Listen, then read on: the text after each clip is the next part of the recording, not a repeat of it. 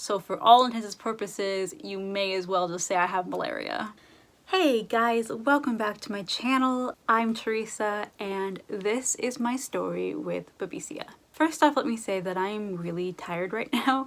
I've been dealing with some pretty severe insomnia, so please forgive me if I'm a bit like bleh in my video. This video I'm going to be telling you all about my personal experience with the disease Babesia or babesiosis. It's Babesia, but when you as a human contact it, then it's considered you have babesiosis. Does that make sense? If you do not know anything about this disease, before you watch this video, I would highly recommend that you check out up here, the link in the corner, because that is going to bring you to my informational video all about Babesia. There may be things I'm talking about in this video that you might not quite understand unless you had watched that previous video. So go ahead and click on over there, and then once you watch that, you can come back and watch this one. I would like to give a little bit of background just on my health story. It makes more sense with this disease if you kind of know a little bit of background. So when I was about 14, 15 years old, I started getting really sick. And when I was 17 years old, found out that I had Lyme disease. So I had contacted Lyme disease when I was like between 14 and 15 years old, like a freshman in high school. And then I didn't find out till I was a junior in high school, almost a senior, that it was Lyme disease. Now the reason why that is important is because Babesia is a huge co-infection with Lyme disease, and the most likely place that I picked up Babesia was when I got Lyme. So I was diagnosed when I was 17 with Lyme. I am actually 30 now. I turned 30 in October of 2018. So I've been dealing with Lyme disease and issues for about half of my life. Now Babesia comes into play only about a year and a half ago. That is when I was diagnosed. I do not know if this is something that I have had since I was diagnosed with Lyme disease. Maybe it was dormant, maybe I got reinfected somehow. I mean, there's really no way to know because I never really was tested for Babesia back in the day. But my current doctor who I go to now, she wanted to test me for Babesia because my Lyme disease was in remission, but I was still having a lot of weird symptoms. So we tested for Babesia, and this would have been fall of 2017. It did come back borderline, and basically what the lab said was, we know you've had this disease in the past because we find traces of it in your blood, but we cannot say definitively that you have an active infection right now. But my doctor decided to treat me anyways because I was showing a lot of the symptoms and signs for it, and she's like, we might as well just treat you. It does say that you've had it before, you know, treat you. If you start to get better, then, you know, we know you have it. And well, I got a little bit better. So I have a current infection of Babesia in my body right now. So I have been actively treating for Babesia now for about a year and a half. So the symptoms that I was experiencing were air hunger, POTS-like symptoms. I was also having really major memory loss, brain fog, cognitive difficulties, speech impediments, which you might notice throughout this video a little bit. Sometimes I have trouble saying my words. Extreme sweating, extreme heat intolerance, so not being able to handle the warm weather. Just being, when it's cool outside, I'm so hot and I'm dripping in sweat, getting night sweats, waking up, drenching your sheets, that kind of thing. A couple other symptoms that I actually had forgotten to mention in my video last week. I also have issues with TMJ, and I have severe hip pain, and these are things that are also caused by Babesia. So having all of these things combined together, my doctor was like, hey, we should test you because this sounds like Babesia. So I was diagnosed by a blood test. I believe it was a blood smear that they actually did on my blood. My doctor just drew a couple vials. This was, you know, a year and a half ago. I don't remember exactly how many vials, but I think she took like 2 or 3 vials, sent them off to the lab, and that is how I was diagnosed. So it's pretty simple. It is very expensive. My insurance did not cover the test, so I did have to pay out of pocket for it. Once we found out that yes, this is Babesia, and as I mentioned, even though the test results were inconclusive, my doctor was like, you're still having all the symptoms of it. we'll just go ahead and treat you, and if you start to feel better, then obviously you have an active infection. So how I treat Babesia is homeopathic. Now there are ways that you can treat pharmaceutical, but for myself, I personally choose homeopathic. The struggle with this is that the insurance does not cover homeopathic medication.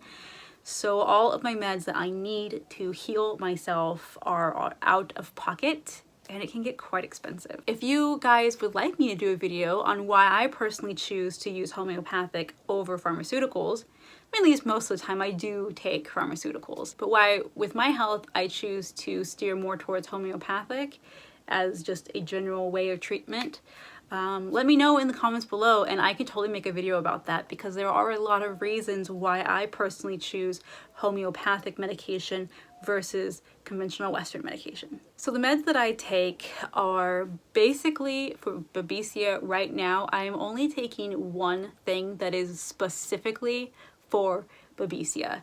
Now I do take a lot of different medications. I have a whole cabinet full of meds that I do take, both pharmaceuticals and homeopathic, as I mentioned, including vitamins and supplements. The medications that changed when I started treating for Babesia specifically was something called CSA, which stands for Cryptocillus Sida alcornia, I believe is how you pronounce the words. There are 3 different tinctures, medications that are mixed into one, and that specific combination is very, very helpful with treating Babesia. This is also one of the main homeopathic remedies to treating malaria, because Babesia and malaria are really, really similar. So for all intents and purposes, you may as well just say I have malaria. I take 1/4 tablespoon 3 times a day. It helps me, it makes me feel better. It actually helps me have energy. So it's great. As I mentioned, I do take a lot of other medications, and some other medications do help me with Babesia, but I could be here all day telling you my meds, so I'm just going to talk about that specifically because CSA is the specific medication that I take for Babesia. So Babesia has majorly affected my life.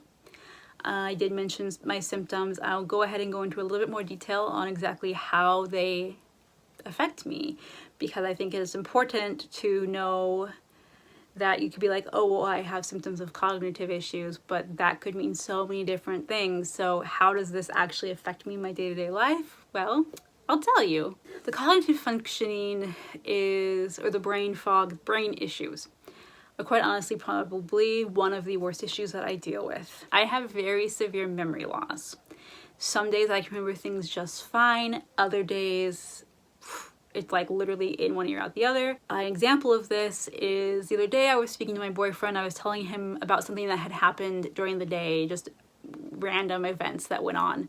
And he had to put me on hold for about a minute, like 60 seconds, you know, right around there. He comes back to the phone and he asked me a question. And I'm like, what? I don't understand what you're asking me. Well, the question was regarding to the story that I was just telling him 60 seconds ago, but I had completely forgotten. So yeah, that is an example of the brain fog and the cognitive impairment. I also have trouble concentrating, so when people are talking to me, sometimes I don't comprehend what they're saying, or reading instructions, reading books, even watching TV shows. Sometimes I'm like really confused. I have to rewind, I have to read it over, because it just doesn't sink into my brain. And this makes it very difficult. I mean, this makes I can't work, I can't go to school, because I'm just confused a lot.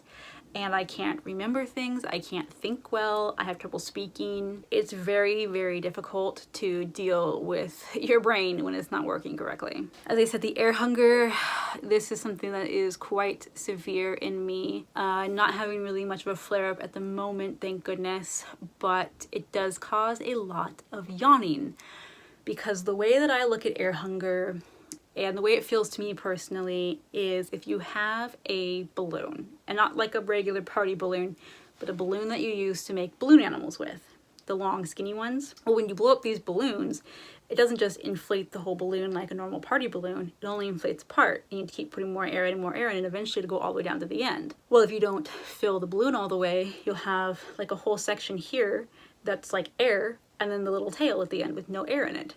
And that is how I feel my lungs are. I feel like most of my lungs are full, but the very bottom of my lungs, which would be the little tail, can never quite get the air in. And it feels like no matter how deep of a breath I take, that bottom part never fully inflates, and it always makes me feel short of breath.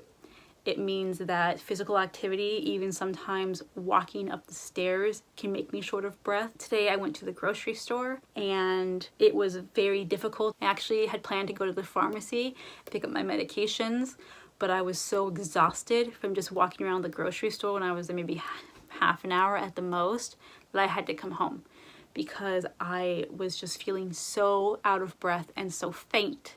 And this is something that Babesia does to you and causes, you know, obviously really severe impairment on your life. I mentioned jaw pain and hip pain.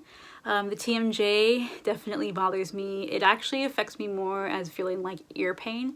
So it actually hurts back up in here behind my ear. So I don't really feel it in my jaw too much. I more feel it back here. And it just feels like I have a really bad earache. I also have difficulty at the dentist because keeping my jaw open for too long, it just, oh man, it hurts really bad. The hip pain though is definitely something that affects me most of all as far as the like physical pains that I get. My chiropractor has told me that if I'm not careful, within the next 10 years, I'm going to need a hip replacement. So I'll be like 40 years old with a hip replacement. Like that's not a good thing. I keep dislocating my hip. My hip keeps rotating. The muscles around there are very weak. I have bursitis in my hip. I don't know how much of this is actually directly caused by the Babesia, but I do know that it affects your hips for some reason. I don't know why, that's so random to me, but major hip pain. And it gets to the point of where I have trouble walking because my hip is so sore. And I know I didn't mention POTS as well. This is something that also severely affects me because I can't stand for long. If I'm on my feet for more than like 5 minutes, just standing still, I will get to the point of where I'm feeling like I'm going to pass out. I will throw up. There have been times when I've been out and about places and I've literally just sat on the floor. Like if I'm at the store, I'll just sit down in the aisle because I don't feel like passing out. I do use a cane, and the main reason for the cane is it gives me a little bit extra support that I can lean on it. And walking isn't as difficult for me, so if I'm moving, I can stand to be up for consecutively maybe half an hour, 45 minutes at the most. But after that, I'm just completely done. I have to lay down or sit down or something, or else I will legitimately throw up or pass out. I've never actually passed out. I've come very close, but I have puked before. And let me tell you, it is very unpleasant to throw up in a public restroom. This also means I have difficulty showering. So my personal hygiene is majorly affected by this disease because of the fact I have difficulty standing and regulating my body temperature. I cannot be in the shower for very long because it drains all of my energy. It makes me feel very nauseous. I used to throw up every time I got out of the shower. I did invest in a shower stool, which was like the best thing ever. So now I can sit down while I'm taking a shower. But the act of lifting my hands above my head to wash my hair and the water and everything about showering, for most people, is very relaxing. For me, it's extremely stressful because I know as soon as I get out, my body temperature is going to skyrocket or plummet depending on how hot or cold the water is. It's very hard for me to regulate the water temperature, and I usually have to lay down for a while with my feet propped up because I'm so out of breath and I'm so tired. And so you can see how this disease can majorly affect somebody and literally make it so that I cannot work, I cannot hold down a steady job outside of the house, and I can't go to school because my cognitive functioning is so bad. I just can't comprehend things, which, you know, when you're 30 years old, makes life really difficult. But that's the life with Babesia. Okay guys, I hope that this video was cohesive enough. I know I'm dealing with some pretty severe fatigue right now, so I may have left some things out or repeated myself. If that's the case, I'll try to fix it in editing. I do apologize though if this video is a little flat or a little bit kind of all over the place, I will do my best to put it all together. I do really appreciate you taking the time to watch this and maybe learn a little bit more about my story. And, you know, if you have Babesia, maybe you can be like, hey, I have that issue too, you know, you're not alone. That's the main takeaway I want people to get from my channel, is you are not alone. There are many other people in this world that are dealing with the same things that you are, or if maybe not the same thing, have similar experiences. You know, it's hard, but you can overcome this and you can get through it, because I'm getting through it. I'm still here. I'm doing this video. Thank you guys again so much for watching, and I really hope that you have a good day, night, afternoon, whatever time it is for you. I would really appreciate it if you could give this video a thumbs up. It would help me out a ton. Also, if you would like to hear more of my stories about my personal health experiences and also just fun random videos that I do throughout the week, make sure to hit the subscribe button, because I post every Sunday and Wednesday, and you want to make sure that you don't miss anything. If you have any questions wanting me to either elaborate on my story or about the disease or anything at all, just go ahead and leave it down in the comments below, and I will try and get back to you soon. Thanks for watching, guys. I'll see you later. Bye-bye.